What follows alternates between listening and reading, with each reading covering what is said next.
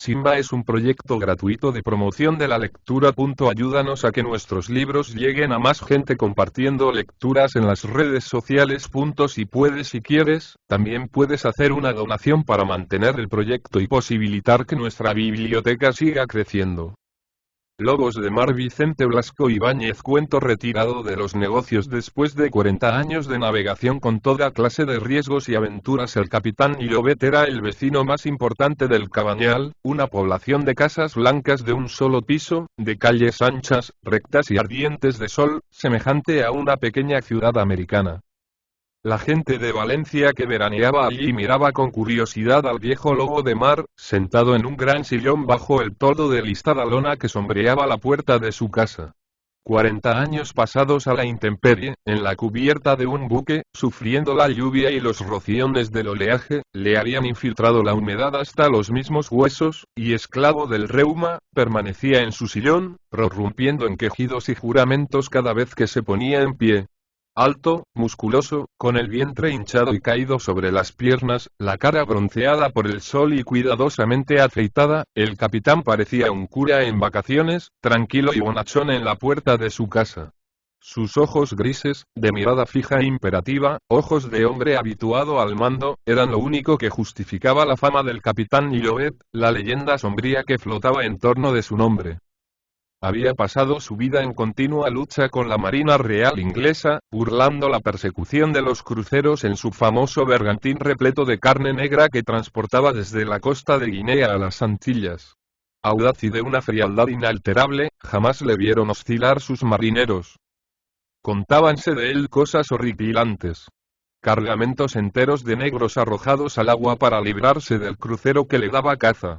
Los tiburones del Atlántico, acudiendo a bandadas, haciendo hervir las olas con su fúnebre coleteo, cubriendo el mar de manchas de sangre, repartiéndose a dentelladas los esclavos, que agitaban con desesperación sus brazos fuera del agua.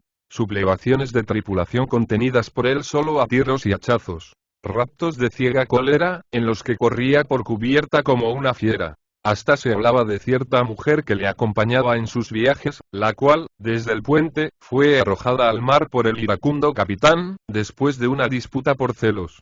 Y junto con esto, inesperados arranques de generosidad, socorros a manos llenas a las familias de los marineros. En un arrebato de cólera era capaz de matar a uno de los suyos.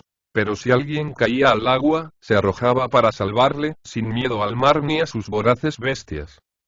Enloquecía de furor si los compradores de negros le engañaban en unas cuantas pesetas, y en la misma noche gastaba 3 o 4 mil duros celebrando una de aquellas orgías que le habían hecho famoso en La Habana. Pega antes que habla, decían de él los marineros, y recordaban que en alta mar, sospechando que su segundo conspiraba contra él, le había deshecho el cráneo de un pistoletazo. Aparte de esto, un hombre divertidísimo, a pesar de su cara fosca y su mirada dura. En la playa del Cabañal, la gente, reunida a la sombra de las barcas, reía recordando sus bromas. Una vez dio un convite a bordo al reyezuelo africano que le vendía sus esclavos, y viendo borrachos a la negra majestad y sus cortesanos, hizo como el negrero de Mérimée. Desplegó velas y los vendió como esclavos.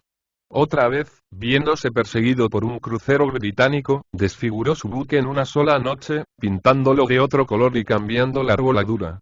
Los capitanes ingleses tenían datos en abundancia para conocer el buque del audaz negrero, pero como si no tuvieran nada. El capitán Llobet, como decían en la playa, era un gitano del mar y trataba su barco como a un burro de feria, haciéndole sufrir transformaciones maravillosas.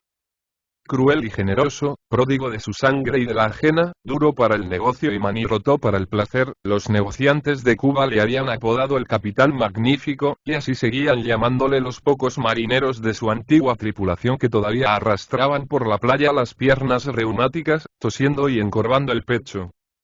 Casi arruinado por empresas comerciales, al retirarse de la trata se había metido en su casa del Cabañal, viendo pasar la vida ante su puerta, sin otras distracción que jurar como un condenado cuando el reuma le hacía permanecer inmóvil en su asiento. Por una respetuosa admiración venían a sentarse en la acera algunos de aquellos vejestorios que habían recibido de él en otros tiempos órdenes y palos, y juntos hablaban con cierta melancolía de la gran calle, como el capitán llamaba al Atlántico, contando las veces que habían pasado de una acera a otra, de África a América, corriendo temporales y chasqueando a los polizontes del mar. En verano, los días que no apretaba el dolor y las piernas estaban fuertes, bajaban a la playa, y el capitán, enardecido a la vista del mar, desahogaba sus odios. Odiaba a Inglaterra por haber oído silbar más de una vez las balas de sus cañones. Odiaba a la navegación a vapor como un sacrilegio marítimo. Aquellos penachos de humo que pasaban por el horizonte eran los funerales de la marina. Ya no quedaban sobre el agua hombres de oficio. Ahora el mar era de los fogoneros. En los días tempestuosos del invierno siempre le veían en la playa con la nariz palpitante, olfateando la tormenta, como si aún estuviera sobre cubierta preparándose a resistir el tiempo. Una mañana lluviosa vio correr la gente hacia el mar, y allá fue, contestando con gruñidos a la familia que le hablaba de su reuma. Entre las negras barcas encalladas en la orilla destacábanse sobre el mar, lívido y cubierto de espumarajos, los grupos de blusas azules. Las faldas ondeantes por el vendaval, con las que se resguardaban de la lluvia las mujeres. Lejos, en la bruma que cerraba el horizonte, corrían como ovejas asustadas las barcas pescadoras, con la vela casi recogida y negruzca por el agua, sosteniendo una lucha de terribles saltos, enseñando la quilla en cada cabriola, antes de doblar la punta del puerto, amontonamiento de peñascos rojos barnizados por las olas, entre los cuales hervía una espuma amarillenta, bilis del irritado mar. Una barca desarbolada iba como pelota de ola en ola hacia la siniestra punta. La gente gritaba en la playa viendo a los tripulantes tendidos en la cubierta, anonadados por la proximidad de la muerte. Se hablaba de ir hasta la barca, de echarle un cabo, de atraerla a la playa. Pero los más audaces, mirando las olas que se desplomaban, llenando el espacio de polvo de agua, callábanse atemorizados. La barca que saliera daría la voltereta antes de mover un remo. A ver, gente que me siga. Hay que salvar a esos pobres. Era la voz ruda e imperiosa del capitán Llobet. Se erguía sobre sus torpes piernas, la mirada brillante y fiera, las manos temblorosas por la cólera que le infundía el peligro. Las mujeres le miraban asombradas. Los hombres retrocedían, formando ancho corro en torno de él, que prorrumpió en juramentos, agitando sus manos como si fueran a cerrar a golpes con toda la chusma. Le enfurecía el silencio de aquella gente como si estuviera ante una tripulación insubordinada. ¿Desde cuándo el capitán Llobet no encuentra en su pueblo hombres que le sigan al mar?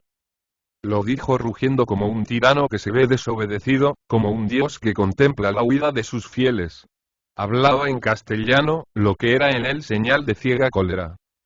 Presente, capitán, gritaron a un tiempo unas cuantas voces temblonas. Y abriéndose paso, aparecieron en el centro del corro 5 viejos, 5 esqueletos roídos por el mar y las tempestades, antiguos marineros del capitán Llobet, arrastrados por la subordinación y el afecto que crea el peligro afrontado en común. Avanzaron unos arrastrando los pies, otros, con saltitos de pájaro. Alguno, con los ojos muy abiertos, mostrando en las pupilas la vaguedad de la ceguera senil. Todos temblorosos de frío, con el cuerpo forrado de bayeta amarilla y la gorra calada sobre dobles pañuelos arrollados a las sienes. Era la vieja guardia corriendo a morir junto a su ídolo. De los grupos salían mujeres y niños que se arrojaban sobre ellos queriendo detenerlos. Abuelo. Gritaban los nietos. Padre. Gemían las mocetonas. Y los animosos vejetes, irguiéndose como los rocines moribundos al oír el clarín de las batallas, repelían los brazos que se anudaban a sus cuellos y piernas, y gritaban, contestando a la voz de su jefe. Presente, capitán. Los lobos de mar, con su ídolo al frente, abriéronse paso para echar al mar una de las barcas. Rojos, congestionados por el esfuerzo, con el cuello hinchado por la rabia, solo consiguieron mover la barca y que se deslizara algunos pasos. Irritados contra su vejez, intentaron un nuevo esfuerzo. Pero la muchedumbre protestaba contra su locura, y cayó sobre ellos, desapareciendo los viejos arrebatados por sus familias. Dejadme, cobardes. Al que me toque lo mato. Rugía el capitán Llobet. Pero por primera vez, aquel pueblo, que le adoraba, puso la mano en él. Le sujetaron como a un loco, sordos a sus súplicas, indiferentes a sus maldiciones. La barca, abandonada a todo auxilio, corría a la muerte, dando tumbos sobre las olas. Ya estaba próxima a los peñascos, ya iba a estrellarse entre torbellinos de espuma. Y aquel hombre, que tanto había despreciado la vida del semejante, que había nutrido a los tiburones con tribus enteras y que llevaba un nombre aterrador como una leyenda lúgubre, revolvíase furioso, sujeto por 100 manos, blasfemando, porque no le dejaban arriesgar la existencia socorriendo a unos desconocidos, hasta que, agotadas sus fuerzas, acabó llorando como un niño.